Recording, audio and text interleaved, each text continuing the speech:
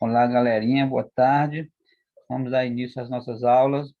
Hoje mais uma aula de História, Escola Zacarias Cordeiro. Sou o professor Antônio Carlos, disciplina de História, e a série é o 9º ano. Hoje o nosso conteúdo vai ser a industrialização e urbanização na Primeira República.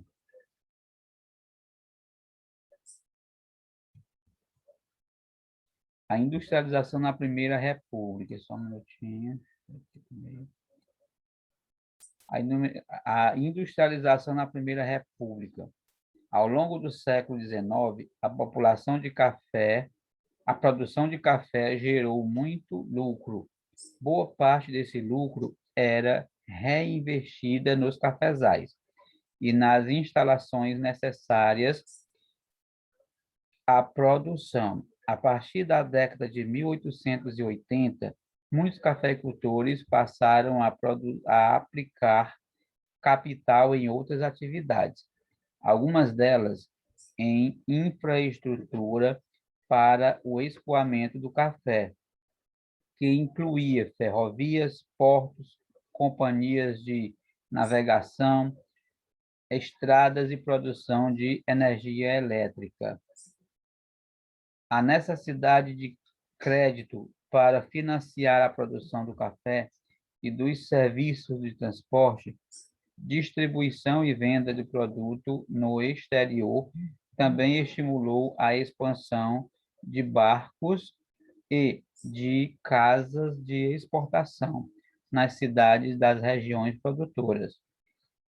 Não por acaso, as principais regiões produtoras de café, especialmente São Paulo e Rio de Janeiro, também lideraram a expansão industrial. Obviamente que, se há demanda, consequentemente, vai haver a procura. Então, é preciso conciliar a demanda, produção e, logicamente, o escoamento, ok, pessoal? Então, precisa de todo esse aparato, essa infraestrutura gerada em torno do café, para que eles pudessem vender o seu produto e, consequentemente, ganhar dinheiro, que a indústria, o agronegócio só pensa em lucrar sempre, ok?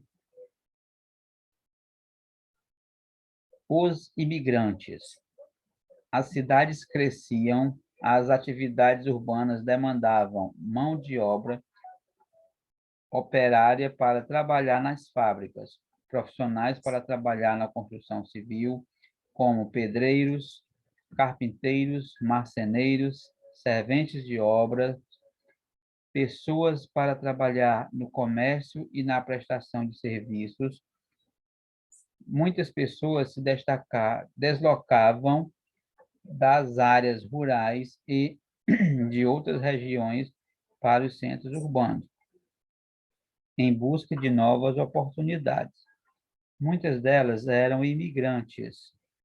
A maior parte dos imigrantes se dirigiam para as regiões cafeeiras dos atuais estados de São Paulo, Rio de Janeiro e Minas Gerais. No início, se dedicaram ao trabalho na lavoura, mas, descontentes com a condição de pobreza e exploração em que viviam, muitos deixaram o campo e seguiram para as cidades.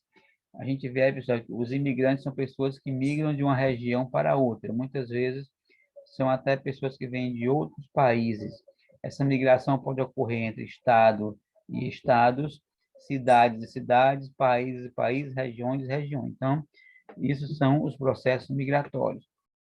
E essa questão da migração do campo para a cidade é o que vai gerar o famoso êxodo rural. O que é isso? As pessoas não tendo mais oportunidade na lavoura, também por estarem tendo dificuldades na questão da exploração em que eles viviam com muita pobreza. Olha o que aconteceu aqui nessa imagem. O homem, a família de agricultores estão indo embora com toda a sua riqueza, levando em apenas um animal. E, por incrível que pareça, dentro desse espécie de bolsa aqui, Estão ainda duas crianças dentro. Provavelmente devam ter mais duas do outro lado. Tem uma em cima, tem outra atrás, tem um cachorrinho aqui. Então, mostrando o retrato do êxodo rural que as pessoas praticavam para poder ir buscar uma vida melhor, ok? As reformas urbanas. Nos primeiros anos da República, a urbanização não aconteceu acompanhada de um planejamento público de uso e ocupação do solo, articulado com os sistemas de transporte e saneamento. Ao contrário, as cidades passaram a ser ocupadas de maneira irregular, com moradias inadequadas, nas condições de higiene eram precárias, facilitando a proliferação de epidemias. Vocês estão vendo aqui nas imagens como foi ficando a organização das casas, formando os complexos de favelas nas grandes cidades, ok? O crescimento desordenado. Esse crescimento desordenado de algumas cidades brasileiras era especialmente notado na capital da República, o Rio de Janeiro. Por esse motivo, quando Rodrigues Alves assumiu a presidência da República, em 1902, propôs a realização de uma renovação urbana radical na cidade, nomeado diretamente pelo presidente. O engenheiro Francisco Pereira Passos tomou posse como prefeito do Distrito Federal no final de dezembro do mesmo ano. Em parceria com o governo federal, iniciou a construção da cidade. Prédios foram demolidos para a abertura de avenidas e o prolongamento de ruas. O calçamento foi reformado, jardins e praças foram construídos. Essa grande reforma expulsou a população pobre que morava no centro e suas redondezas, pois muitos dos edifícios demolidos eram moradias populares. Então é isso aí, pessoal. O descaso para com quem realmente trabalha nesse país. Então, eles foram sendo expulsos e foram sendo jogados para esses morros, formando as favelas. A gente vê aqui, foram morar nas margens dos rios, acarretando os problemas de alagamentos e todos que a gente pode ver nos noticiários da TV, ok? Paralelamente, em São Paulo, os recursos gerados pela economia cafeeira permitiram a reurbanização da cidade, que se dividiu em bairros nobres na parte alta e em bairros operários localizados nas várzeas dos rios, próximos às fábricas. O modelo de reurbanização do Rio de Janeiro e de São Paulo foi, em geral, seguido pelas demais capitais brasileiras da época. Desta forma, a população pobre foi expulsa das áreas centrais e nobres das cidades e empurrada para as áreas periféricas, onde os serviços públicos praticamente não chegam. Então, você vê aí, pessoal, a questão da expulsar os trabalhadores dos centros. Aí fica aqui o retrato da desigualdade social.